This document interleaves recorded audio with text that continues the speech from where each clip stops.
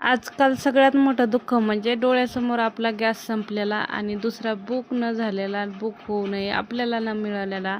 आता ही एक मोठं दुःखाचं कारण आहे बघा. आज गॅस माझ्यासमोर संपला. भाजी झालीच नव्हती आणि चपात्या तर लांबच गोष्ट राहिली आणि अक्षरशः गॅस संपला. आणि आता 1 एप्रिलपासून हे नवीन नियम चालू झालेले आहेत.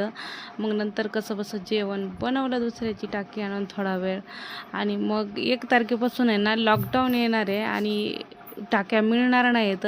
मग रामनवमीनिमित्त असं काय असेल तर मंदिरात जाणार नाही, असं कधी होणार नाही. आम्ही गेलो दर्शनाला, मस्त एन्जॉय केला. गॅसचा थोडा वेळ डोक्याच्या बाहेर काढून ठेवलं आणि मंदिरात प्रसाद वगैरे घेतला आणि खूप छान वाटलं. असं फ्रूट्स वगैरे होते आणि परीला खूप तहान लागली होती. ती अक्षरशः मंदिरात बसायला तयार नव्हती. तर मग आम्ही आलो लवकर घरी आणि आज आमचा असा दिवस गेला. घरात गॅस संपलेला, पण बाहेर जाऊन आम्ही प्रसाद घेतलेला.